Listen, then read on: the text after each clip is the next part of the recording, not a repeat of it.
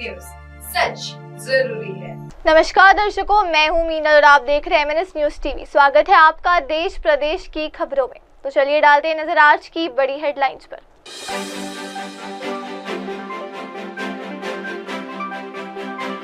Delhi NCR आंधी तूफान में उखड़े पेड़, बारिश से सड़कें लबालब, जाम ने बढ़ाई मुसीबत। यूपी में आज रात गंगा एक्सप्रेसवे पर गरजेंगे लड़ाकू विमान। 3.5 किलोमीटर की पट्टी पर एयरफोर्स दिखाएंगे अपनी ताकत। अश्लील OTT ऐप पर बैन की मांग, रियलिटी शो की वायरल क्लिप पर बवाल। सांसद ने की प्रतिबंध की मांग, मिला ये जवाब। अब देखते हैं सारी खबरें विस्तार से। दिल्ली NCR में आज सुबह आंधी तूफान के साथ बारिश हुई, जिसके कारण कई पेड़ उखड़ गए और भारी जल भराव हो गया।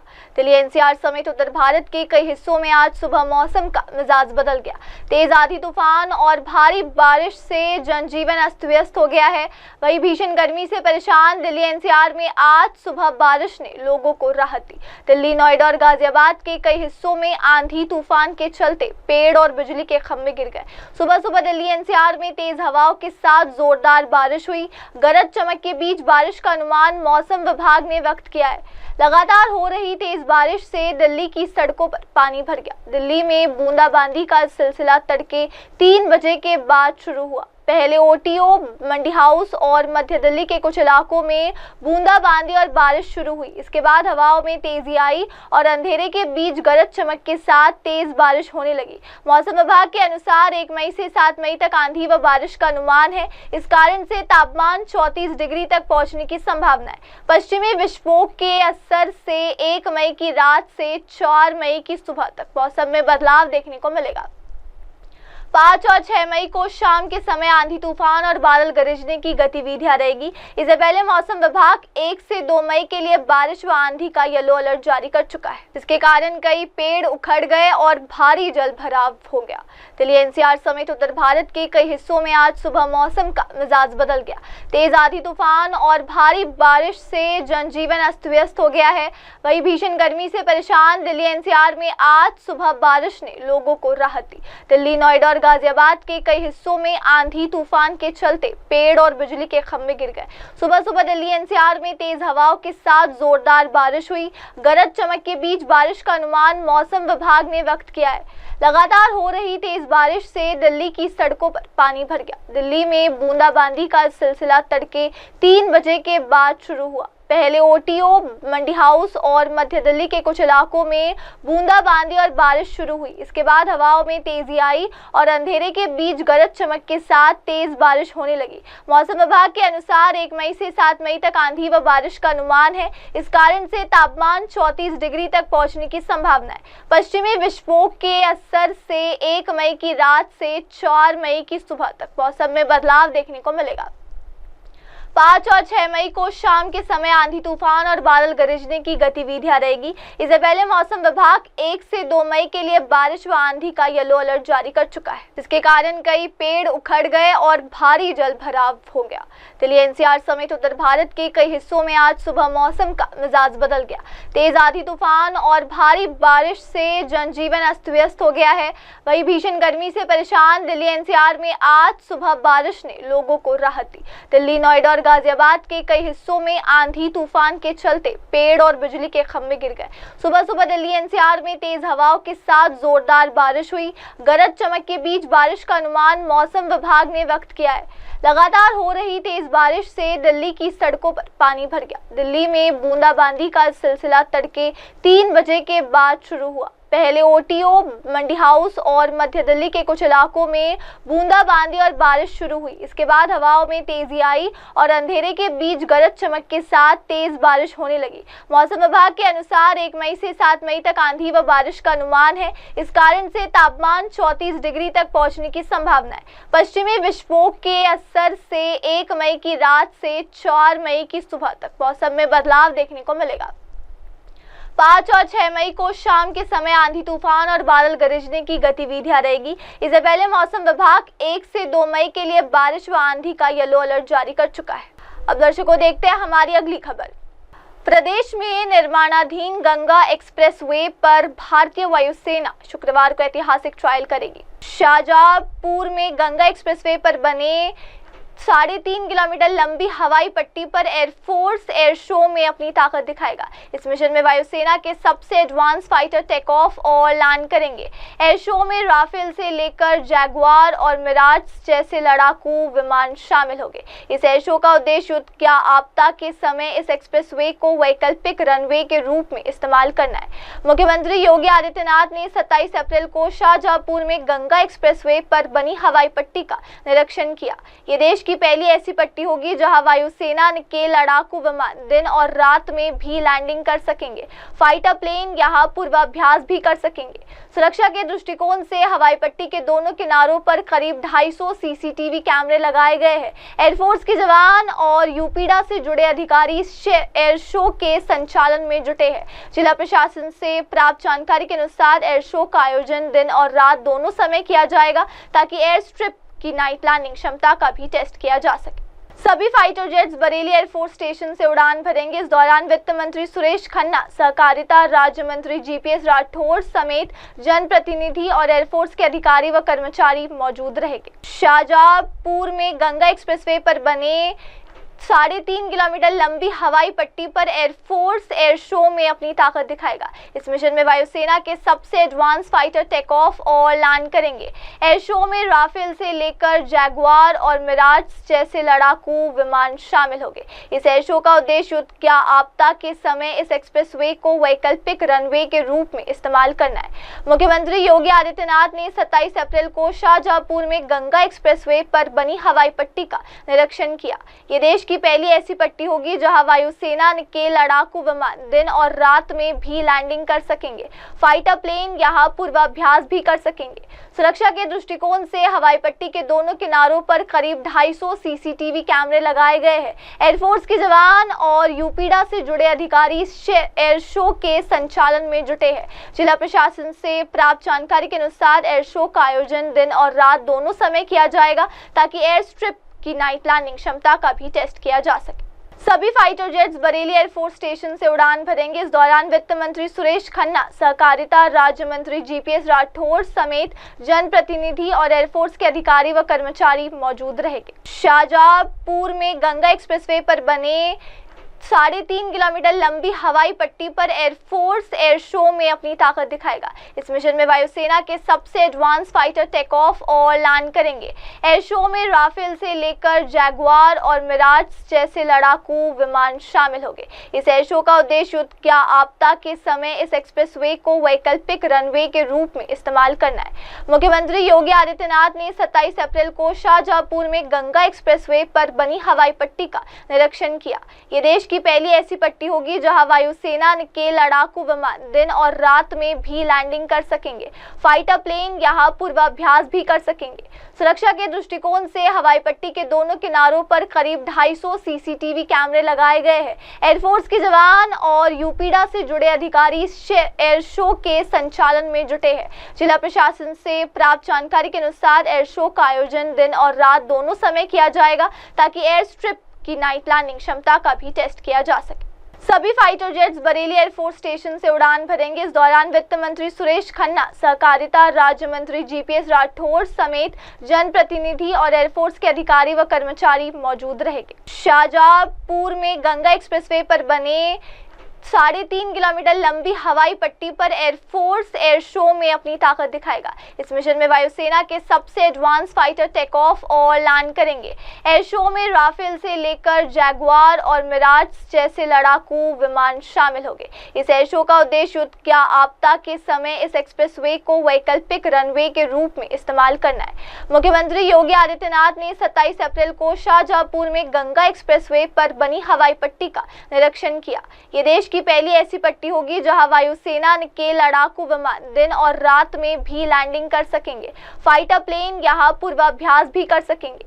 सुरक्षा के दृष्टिकोण से हवाई पट्टी के दोनों किनारों पर करीब 250 सीसीटीवी कैमरे लगाए गए हैं। एयरफोर्स के जवान और यूपीडा से जुड़े अधिकारी एयर शो के संचालन में जुटे हैं।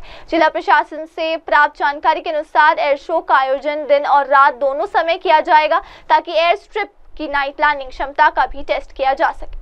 सभी fighter jets Bareilly air force station से उड़ान भरेंगे। इस दौरान वित्त मंत्री सुरेश खन्ना, सहकारिता राज्य मंत्री जीपीएस राठौर समेत जनप्रतिनिधि और एयरफोर्स के अधिकारी व कर्मचारी मौजूद रहेंगे। दर्शकों, अब डालते हैं नजर हमारी अगली खबर पर। ओटीटी प्लेटफॉर्म पर पूर्व बिग बॉस प्रतिभागी एजाज खान द्वारा होस्ट किए गए रियलिटी शो की वायरल क्लिप पर बवाल मच गया। इसे लेकर शिवसेना यूबीटी की सांसद प्रियंका चतुर्वेदी ने स्ट्रीमिंग ऐप पर प्रतिबंध लगाने की मांग की। उन्होंने सवाल उठाया है कि ऐप को अब तक प्रतिबंधित क्यों नहीं किया गया है। इस पर भाजपा सांसद निशिकांत दुबे ने जवाब दिया कि शो के खिलाफ कार्रवाई की जाएगी।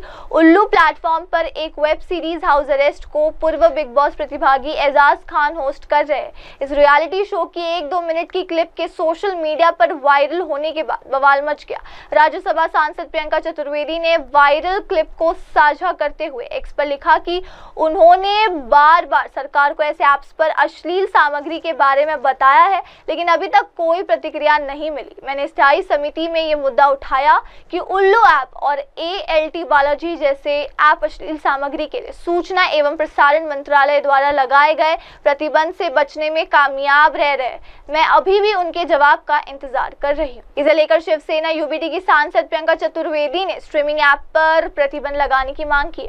उन्होंने सवाल उठाया है कि ऐप को अब तक प्रतिबंधित क्यों नहीं किया गया है। इस पर भाजपा सांसद निशिकांत दुबे ने जवाब दिया कि शो के खिलाफ कार्रवाई की जाएगी। उल्लू प्लेटफॉर्म पर एक वेब सीरीज हाउस अरेस्ट को पूर्व बिग बॉस प्रतिभागी एजाज खान होस्ट कर रहे हैं। इस रियलिटी शो की 1-2 मिनट की क्लिप के सोशल मीडिया पर वायरल होने के बाद बवाल मच गया। राज्यसभा सांसद प्रियंका चतुर्वेदी ने वायरल क्लिप को साझा करते हुए एक्स पर लिखा कि उन्होंने बार बार सरकार को ऐसे ऐप्स पर अश्लील सामग्री के बारे में बताया है, लेकिन अभी तक कोई प्रतिक्रिया नहीं मिली। मैंने स्थायी समिति में ये मुद्दा उठाया कि उल्लू ऐप और ALT बालाजी जैसे ऐप अश्लील सामग्री के लिए सूचना एवं प्रसारण मंत्रालय द्वारा लगाए गए प्रतिबंध से बचने में कामयाब रह रहे। मैं अभी भी उनके जवाब का इंतजार कर रही हूँ। इसे लेकर शिवसेना यूबीटी की सांसद प्रियंका चतुर्वेदी ने स्ट्रीमिंग ऐप पर प्रतिबंध लगाने की मांग की। उन्होंने सवाल उठाया है कि ऐप को अब तक प्रतिबंधित क्यों नहीं किया गया है। इस पर भाजपा सांसद निशिकांत दुबे ने जवाब दिया कि शो के खिलाफ कार्रवाई की जाएगी। उल्लू प्लेटफॉर्म पर एक वेब सीरीज हाउस अरेस्ट को पूर्व बिग बॉस प्रतिभागी एजाज खान होस्ट कर रहे हैं। इस रियलिटी शो की 1-2 मिनट की क्लिप के सोशल मीडिया पर वायरल होने के बाद बवाल मच गया। राज्यसभा सांसद प्रियंका चतुर्वेदी ने वायरल क्लिप को साझा करते हुए एक्स पर लिखा कि उन्होंने बार बार सरकार को ऐसे ऐप्स पर अश्लील सामग्री के बारे में बताया है, लेकिन अभी तक कोई प्रतिक्रिया नहीं मिली। मैंने स्थायी समिति में ये मुद्दा उठाया कि उल्लू ऐप और ALT बालाजी जैसे ऐप अश्लील सामग्री के लिए सूचना एवं प्रसारण मंत्रालय द्वारा लगाए गए प्रतिबंध से बचने में कामयाब रह रहे। मैं अभी भी उनके जवाब का इंतजार कर रही हूँ। इसे लेकर शिवसेना यूबीटी की सांसद प्रियंका चतुर्वेदी ने स्ट्रीमिंग ऐप पर प्रतिबंध लगाने की मांग की। उन्होंने सवाल उठाया है कि ऐप को अब तक प्रतिबंधित क्यों नहीं किया गया है। इस पर भाजपा सांसद निशिकांत दुबे ने जवाब दिया कि शो के खिलाफ कार्रवाई की जाएगी। उल्लू प्लेटफॉर्म पर एक वेब सीरीज हाउस अरेस्ट को पूर्व बिग बॉस प्रतिभागी एजाज खान होस्ट कर रहे हैं। इस रियलिटी शो की 1-2 मिनट की क्लिप के सोशल मीडिया पर वायरल होने के बाद बवाल मच गया। राज्यसभा सांसद प्रियंका चतुर्वेदी ने वायरल क्लिप को साझा करते हुए एक्स पर लिखा कि उन्होंने बार बार सरकार को ऐसे ऐप्स पर अश्लील सामग्री के बारे में बताया है, लेकिन अभी तक कोई प्रतिक्रिया नहीं मिली। मैंने स्थायी समिति में ये मुद्दा उठाया कि उल्लू ऐप और ALT बालाजी जैसे ऐप अश्लील सामग्री के लिए सूचना एवं प्रसारण मंत्रालय द्वारा लगाए गए प्रतिबंध से बचने में कामयाब रह रहे। मैं अभी भी उनके जवाब का इंतजार कर रही हूँ। दर्शकों, अब बढ़ते हैं हमारी अगली खबर पर। हरियाणा को बाखड़ा बांध से अतिरिक्त पानी देने का मामला वीरवार को ठकराव में बदला गया। पंजाब के मुख्यमंत्री भगवंत मान ने हरियाणा का पानी रोकने के लिए नंगल बांध के कंट्रोलिंग स्टेशन पर भारी संख्या में पुलिस तैनात करने के साथ वहां ताला लगवा दिया है। DIG SSP को बांध की घेराबंदी में लगा दिया गया है। इसके बाद मान ने सख्त लहजे में कहा कि चाहे केंद्र सरकार हो या BBMB, कोई भी पंजाब का पानी लेकर दिखाए। इस मुद्दे पर उन्होंने शुक्रवार को सर्वदलीय बैठक बुला ली। वे पंजाब के हिस्से को पानी हरियाणा को देने के केंद्र सरकार और भाखड़ा ब्यास मैनेजमेंट बोर्ड के फैसले के खिलाफ अभी दलों का समर्थन जुटाएंगे। फिलहाल पंजाब सरकार ने साफ कर दिया है कि 21 मई से पहले वह हरियाणा के अतिरिक्त पानी नहीं देगा। पंजाब के सीएम के अड़ियल रुख को देख मुख्यमंत्री नायब सिंह सैनी ने देर शाम आला अधिकारियों की बैठक बुला ली। इसमें सभी आला अधिकारियों के साथ सिंचाई विभाग के एसीएस भी मौजूद है। बैठक में मुख्यमंत्री पानी आपूर्ति की संभावनाओं के साथ पंजाब की गतिविधियों के खिलाफ रणनीति बनाने पर फैसला ले सकते हैं। इससे पहले वीरवार को बीबीएमबी ने सुबह 9 बजे एक टीम गठित की और हरियाणा को 8500 क्यूसेक के अतिरिक्त पानी देने के लिए उसे भाखड़ा मेन लाइन नंगलदाग के लिए रवाना कर दिया गया।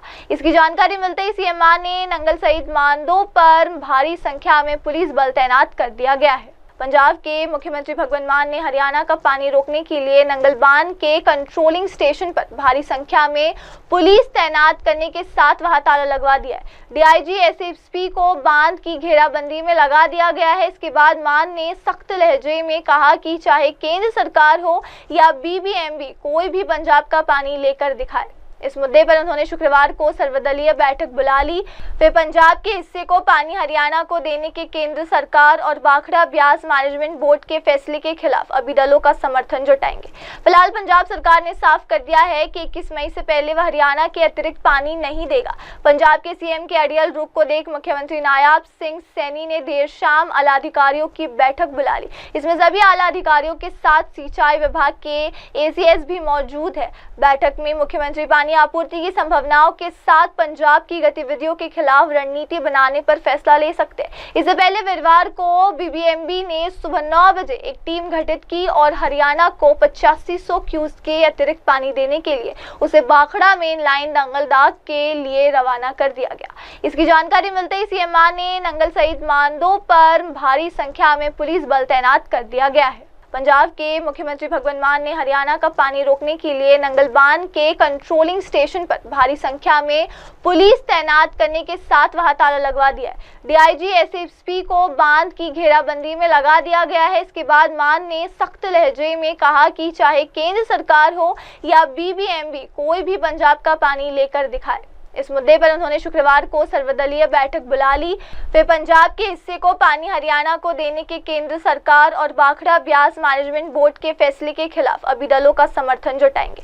फिलहाल पंजाब सरकार ने साफ कर दिया है कि 21 मई से पहले वह हरियाणा के अतिरिक्त पानी नहीं देगा। पंजाब के सीएम के अड़ियल रुख को देख मुख्यमंत्री नायब सिंह सैनी ने देर शाम आला अधिकारियों की बैठक बुला ली। इसमें सभी आला अधिकारियों के साथ सिंचाई विभाग के एसीएस भी मौजूद है। बैठक में मुख्यमंत्री पानी आपूर्ति की संभावनाओं के साथ पंजाब की गतिविधियों के खिलाफ रणनीति बनाने पर फैसला ले सकते हैं। इससे पहले वीरवार को बीबीएमबी ने सुबह 9 बजे एक टीम गठित की और हरियाणा को 8500 क्यूसेक के अतिरिक्त पानी देने के लिए उसे भाखड़ा मेन लाइन नंगलदाग के लिए रवाना कर दिया गया। इसकी जानकारी मिलते ही सीएमआर ने नंगल सहित मानदों पर भारी संख्या में पुलिस बल तैनात कर दिया गया है। पंजाब के मुख्यमंत्री भगवंत मान ने हरियाणा का पानी रोकने के लिए नंगल बांध के कंट्रोलिंग स्टेशन पर भारी संख्या में पुलिस तैनात करने के साथ वहां ताला लगवा दिया है। डीआईजी एसएसपी को बांध की घेराबंदी में लगा दिया गया है। इसके बाद मान ने सख्त लहजे में कहा कि चाहे केंद्र सरकार हो या बीबीएमबी, कोई भी पंजाब का पानी लेकर दिखाए। इस मुद्दे पर उन्होंने शुक्रवार को सर्वदलीय बैठक बुला ली। वे पंजाब के हिस्से को पानी हरियाणा को देने के केंद्र सरकार और भाखड़ा ब्यास मैनेजमेंट बोर्ड के फैसले के खिलाफ अभी दलों का समर्थन जुटाएंगे। फिलहाल पंजाब सरकार ने साफ कर दिया है कि 21 मई से पहले वह हरियाणा के अतिरिक्त पानी नहीं देगा। पंजाब के सीएम के अड़ियल रुख को देख मुख्यमंत्री नायब सिंह सैनी ने देर शाम आला अधिकारियों की बैठक बुला ली। इसमें सभी आला अधिकारियों के साथ सिंचाई विभाग के एसीएस भी मौजूद है। बैठक में मुख्यमंत्री पानी आपूर्ति की संभावनाओं के साथ पंजाब की गतिविधियों के खिलाफ रणनीति बनाने पर फैसला ले सकते हैं। इससे पहले वीरवार को बीबीएमबी ने सुबह 9 बजे एक टीम गठित की और हरियाणा को 8500 क्यूसेक के अतिरिक्त पानी देने के लिए उसे भाखड़ा मेन लाइन नंगलदाग के लिए रवाना कर दिया गया। इसकी जानकारी मिलते ही सीएमआर ने नंगल सहित मानदों पर भारी संख्या में पुलिस बल तैनात कर दिया गया है। दर्शकों, अब डालते ही नजर हमारी अगली खबर पर। इंदौर में एक 3 साल की बच्ची को संथारा दिलाने का मामला सामने आया है। जिसने पूरे जैन समाज और देश भर में चर्चा पैदा कर दी।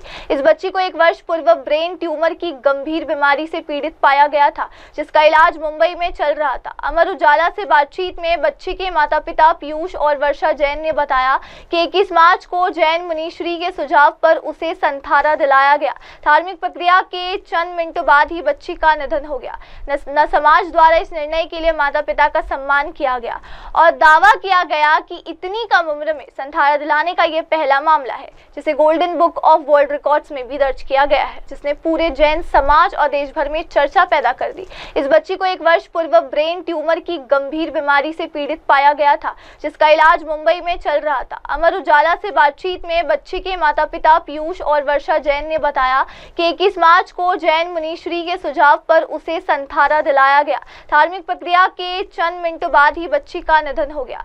न समाज द्वारा इस निर्णय के लिए माता पिता का सम्मान किया गया और दावा किया गया कि इतनी कम उम्र में संथारा दिलाने का यह पहला मामला है, जिसे golden book of world records में भी दर्ज किया गया है, जिसने पूरे जैन समाज और देश भर में चर्चा पैदा कर दी। इस बच्ची को 1 वर्ष पूर्व ब्रेन ट्यूमर की गंभीर बीमारी से पीड़ित पाया गया था, जिसका इलाज मुंबई में चल रहा था। अमर उजाला से बातचीत में बच्ची के माता पिता पीयूष और वर्षा जैन ने बताया कि 21 मार्च को जैन मुनीश्वरी के सुझाव पर उसे संथारा दिलाया गया। धार्मिक प्रक्रिया के चंद मिनटों बाद ही बच्ची का निधन हो गया। न समाज द्वारा इस निर्णय के लिए माता पिता का सम्मान किया गया और दावा किया गया कि इतनी कम उम्र में संथारा दिलाने का यह पहला मामला है, जिसे golden book of world records में भी दर्ज किया गया है, जिसने पूरे जैन समाज और देश भर में चर्चा पैदा कर दी। इस बच्ची को 1 वर्ष पूर्व ब्रेन ट्यूमर की गंभीर बीमारी से पीड़ित पाया गया था, जिसका इलाज मुंबई में चल रहा था। अमर उजाला से बातचीत में बच्ची के माता पिता पीयूष और वर्षा जैन ने बताया कि 21 मार्च को जैन मुनीश्वरी के सुझाव पर उसे संथारा दिलाया गया। धार्मिक प्रक्रिया के चंद मिनटों बाद ही बच्ची का निधन हो गया। न समाज द्वारा इस निर्णय के लिए माता पिता का सम्मान किया गया और दावा किया गया कि इतनी कम उम्र में संथारा दिलाने का यह पहला मामला है, जिसे golden book of world records में भी दर्ज किया गया है, जिसने पूरे जैन समाज और देश भर में चर्चा पैदा कर दी। इस बच्ची को 1 वर्ष पूर्व ब्रेन ट्यूमर की गंभीर बीमारी से पीड़ित पाया गया था, जिसका इलाज मुंबई में चल रहा था। अमर उजाला से बातचीत में बच्ची के माता पिता पीयूष और वर्षा जैन ने बताया कि 21 मार्च को जैन मुनीश्वरी के सुझाव पर उसे संथारा दिलाया गया। धार्मिक प्रक्रिया के चंद मिनटों बाद ही बच्ची का निधन हो गया। न समाज द्वारा इस निर्णय के लिए माता पिता का सम्मान किया गया और दावा किया गया कि इतनी कम उम्र में संथारा दिलाने का यह पहला मामला है, जिसे golden book of world records में भी दर्ज किया गया है। दर्शकों, अब डालते हैं नजर हमारी अगली खबर। पहले बल्लेबाजी करने उतरी मुंबई ने 20 ओवर में 2 विकेट खोकर 217 रन बनाए। जवाब में राजस्थान 16वें ओवर में 10 विकेट गंवाकर सिर्फ 117 रन ही बना सकी। ये मुकाबला 100 रन से हार गई। कर्ण शर्मा और ट्रेंट बोल्ट की घातक गेंदबाजी के दम पर मुंबई इंडियंस ने राजस्थान रॉयल्स को 117 रन पर समेट दिया।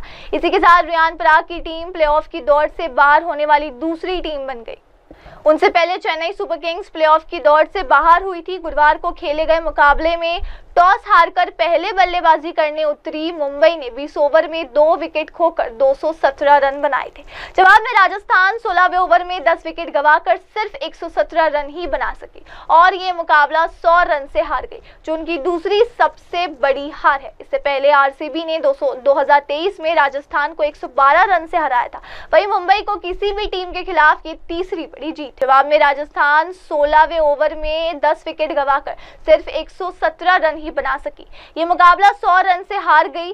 कर्ण शर्मा और ट्रेंट बोल्ट की घातक गेंदबाजी के दम पर मुंबई इंडियंस ने राजस्थान रॉयल्स को 117 रन पर समेट दिया। इसी के साथ रियान पराग की टीम प्लेऑफ की दौड़ से बाहर होने वाली दूसरी टीम बन गई। उनसे पहले चेन्नई सुपर किंग्स प्लेऑफ की दौड़ से बाहर हुई थी। गुरुवार को खेले गए मुकाबले में टॉस हारकर पहले बल्लेबाजी करने उतरी मुंबई ने 20 ओवर में 2 विकेट खोकर 217 रन बनाए थे। जवाब में राजस्थान 16वें ओवर में 10 विकेट गंवाकर सिर्फ 117 रन ही बना सकी और ये मुकाबला 100 रन से हार गई, जो उनकी दूसरी सबसे बड़ी हार है। इससे पहले आरसीबी ने 2023 में राजस्थान को 112 रन से हराया था। वहीं मुंबई को किसी भी टीम के खिलाफ ये तीसरी बड़ी बड़ी जीत। जवाब में राजस्थान 16वें ओवर में 10 विकेट गंवाकर सिर्फ 117 रन ही बना सकी। ये मुकाबला 100 रन से हार गई। कर्ण शर्मा और ट्रेंट बोल्ट की घातक गेंदबाजी के दम पर मुंबई इंडियंस ने राजस्थान रॉयल्स को 117 रन पर समेट दिया। इसी के साथ रियान पराग की टीम प्लेऑफ की दौड़ से बाहर होने वाली दूसरी टीम बन गई।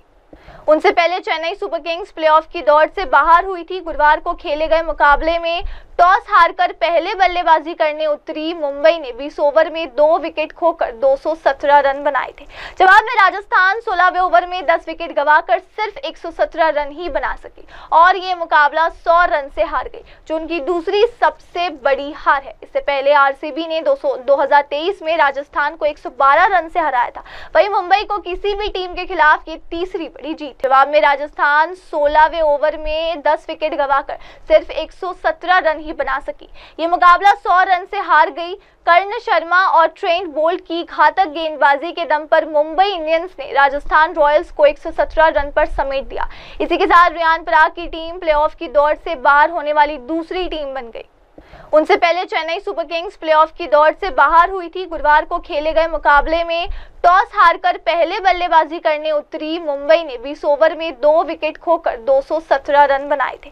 जवाब में राजस्थान 16वें ओवर में 10 विकेट गंवाकर सिर्फ 117 रन ही बना सकी और ये मुकाबला 100 रन से हार गई, जो उनकी दूसरी सबसे बड़ी हार है। इससे पहले आरसीबी ने 2023 में राजस्थान को 112 रन से हराया था।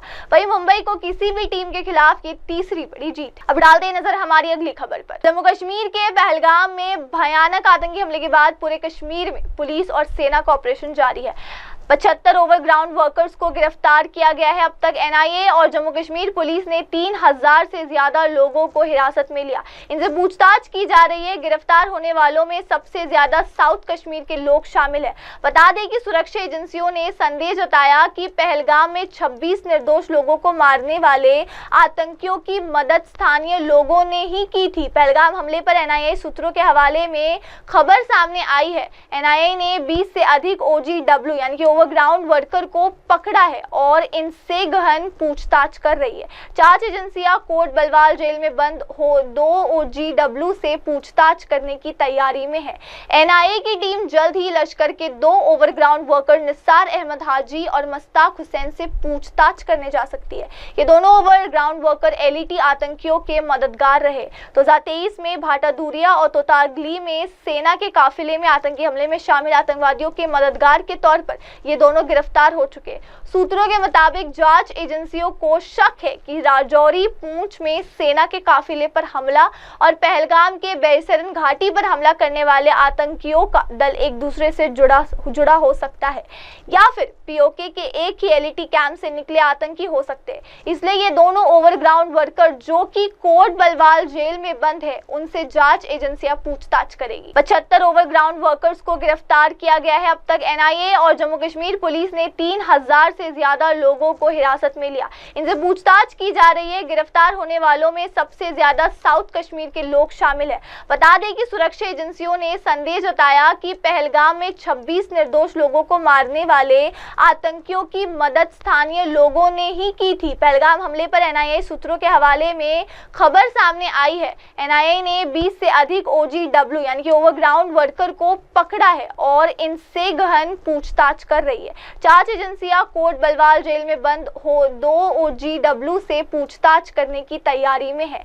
एनआईए की टीम जल्द ही लश्कर के 2 ओवरग्राउंड वर्कर निसार अहमद हाजी और मस्ताक हुसैन से पूछताछ करने जा सकती है। ये दोनों ओवरग्राउंड वर्कर एलईटी आतंकियों के मददगार रहे। 2023 में भाटादूरिया और तोतागली में सेना के काफिले में आतंकी हमले में शामिल आतंकवादियों के मददगार के तौर पर ये दोनों गिरफ्तार हो चुके। सूत्रों के मुताबिक जांच एजेंसियों को शक है कि राजौरी पूंछ में सेना के काफिले पर हमला और पहलगाम के बैसरन घाटी पर हमला करने वाले आतंकियों का दल एक दूसरे से जुड़ा हो सकता है या फिर पीओके के एक ही एलईटी कैंप से निकले आतंकी हो सकते हैं। इसलिए ये दोनों ओवरग्राउंड वर्कर जो कि कोट बलवाल जेल में बंद है, उनसे जांच एजेंसियां पूछताछ करेगी। 75 ओवरग्राउंड वर्कर्स को गिरफ्तार किया गया है। अब तक एनआईए और जम्मू कश्मीर पुलिस ने 3000 से ज्यादा लोगों को हिरासत में लिया। इनसे पूछ पूछताछ की जा रही है। गिरफ्तार होने वालों में सबसे ज्यादा साउथ कश्मीर के लोग शामिल हैं। बता दें कि सुरक्षा एजेंसियों ने संदेह जताया कि पहलगाम में 26 निर्दोष लोगों को मारने वाले आतंकियों की मदद स्थानीय लोगों ने ही की थी। पहलगाम हमले पर एनआईए सूत्रों के हवाले में खबर सामने आई है। एनआईए ने 20 से अधिक OGW यानी कि ओवरग्राउंड वर्कर को पकड़ा है और इनसे गहन पूछताछ कर रही है। जांच एजेंसियां कोट बलवाल जेल में बंद 2 OGW से पूछताछ करने की तैयारी में है। एनआईए की टीम जल्द ही लश्कर के 2 ओवरग्राउंड वर्कर निसार अहमद हाजी और मुश्ताक हुसैन से पूछताछ करने जा सकती है। ये दोनों ओवरग्राउंड वर्कर LET आतंकियों के मददगार रहे। 2023 में भाटादूरिया और तोतागली में सेना के काफिले में आतंकी हमले में शामिल आतंकवादियों के मददगार के तौर पर ये दोनों गिरफ्तार हो चुके। सूत्रों के मुताबिक जांच एजेंसियों को शक है कि राजौरी पूंछ में सेना के काफिले पर हमला और पहलगाम के बैसरन घाटी पर हमला करने वाले आतंकियों का दल एक दूसरे से जुड़ा हो सकता है या फिर POK के एक ही LET कैंप से निकले आतंकी हो सकते हैं। इसलिए ये दोनों ओवरग्राउंड वर्कर जो कि कोट बलवाल जेल में बंद है उनसे जांच एजेंसियां पूछताछ करेगी। 75 ओवरग्राउंड वर्कर्स को गिरफ्तार किया गया है। अब तक एनआईए और जम्मू कश्मीर पुलिस ने 3000 से ज्यादा लोगों को हिरासत में लिया। इनसे पूछताछ की जा रही है। गिरफ्तार होने वालों में सबसे ज्यादा साउथ कश्मीर के लोग शामिल हैं। बता दें कि सुरक्षा एजेंसियों ने संदेह जताया कि पहलगाम में 26 निर्दोष लोगों को मारने वाले आतंकियों की मदद स्थानीय लोगों ने ही की थी। पहलगाम हमले पर एनआईए सूत्रों के हवाले में खबर सामने आई है। एनआईए ने 20 से अधिक OGW यानी कि ओवरग्राउंड वर्कर को पकड़ा है और इनसे गहन पूछताछ कर रही है। जांच एजेंसियां कोट बलवाल जेल में बंद 2 OGW से पूछताछ करने की तैयारी में है। एनआईए की टीम जल्द ही लश्कर के 2 ओवरग्राउंड वर्कर निसार अहमद हाजी और मुश्ताक हुसैन से पूछताछ करने जा सकती है। ये दोनों ओवरग्राउंड वर्कर LET आतंकियों के मददगार रहे। 2023 में भाटादूरिया और तोतागली में सेना के काफिले में आतंकी हमले में शामिल आतंकवादियों के मददगार के तौर पर ये दोनों गिरफ्तार हो चुके। सूत्रों के मुताबिक जांच एजेंसियों को शक है कि राजौरी पूंछ में सेना के काफिले पर हमला और पहलगाम के बैसरन घाटी पर हमला करने वाले आतंकियों का दल एक दूसरे से जुड़ा हो सकता है या फिर POK के एक ही LET कैंप से निकले आतंकी हो सकते हैं। इसलिए ये दोनों ओवरग्राउंड वर्कर जो कि कोट बलवाल जेल में बंद है उनसे जांच एजेंसियां पूछताछ करेगी। अब बढ़ते हैं हमारी अगली खबर पर। ओडिशा की राजधानी भुवनेश्वर हो या अन्य शहर, हर जगह मजदूर अपने काम धंधा के लिए विभिन्न इलाकों में सड़कों के किनारे खड़े होकर इंतजार करते। किसी भी व्यक्ति को मजदूरों की जरूरत होती है तो वे वहां से मजदूरों को ले जाते हैं।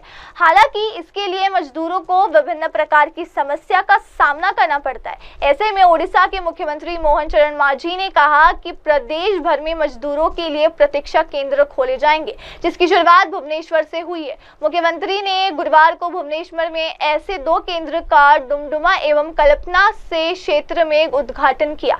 मुख्यमंत्री ने कहा कि प्रत्येक केंद्र में श्रमिकों के लिए पेयजल, शौचालय और पार्क जैसी सुविधाएं उपलब्ध हो जाएगी। मुख्यमंत्री ने घोषणा की कि ऐसे केंद्र जल्द ही कटक, राउरकेला, संबलपुर, केंदुझर और बेरहमपुर शहरों में खोले जाएंगे। मुख्यमंत्री ने इस अवसर पर विभिन्न ट्रेड यूनियनों के पदाधिकारियों को सम्मानित किया तथा निर्माण श्रमिक कल्याण योजना के तहत शिक्षा, विवाह, मातृत्व, मृत्यु और अंतिम संस्कार सहायता वितरित की। मुख्यमंत्री ने कहा कि हमारी सरकार आने के बाद से 4 लाख से अधिक निर्माण श्रमिकों का नया पंजीकरण किया गया और 370 करोड़ रुपए की सहायता प्रदान की गई है। मुख्यमंत्री मांझी ने कहा कि आज मजदूर दिवस के अवसर पर राज्य भर में मात्र निर्माण श्रमिकों को लगभग 3000 नए पहचान पत्र जारी किए गए और विभिन्न प्रकार की सहायता के रूप में पात्र लाभार्थियों को 40 करोड़ रुपए से अधिक प्रदान किए गए हैं। मांझी ने दावा किया कि राज्य सरकार विभिन्न क्षेत्रों में कार्यरत श्रमिकों के कानून अधिकारों और सामाजिक सुरक्षा की दिशा में तत्परता से काम कर रही है। उन्होंने कहा कि भाजपा सरकार ने चुनाव से पहले किए गए वादे के अनुसार निर्माण श्रमिक कल्याण बोर्ड के तहत दी जाने वाली सहायता राशि को सामान्य मृत्यु के मामले में 2 लाख रुपए से बढ़ाकर 3 लाख रुपए और दुर्घटना में मृत्यु के मामले में 4 लाख रुपए से बढ़ाकर 6 लाख रुपए कर दिया गया है। दर्शकों, फिलहाल वक्त हो गया एक ब्रेक का। ब्रेक के बाद लौटेंगे और जानेंगे दुनिया भर की तमाम खबरें। अब बने रहे हमारे साथ MNS न्यूज टीवी पर। नमस्कार। हाय हेलो नमस्कार, मैं हूं पंकज विष्णु और आप देख रहे हैं MNS न्यूज। आप देख रहे हैं MNS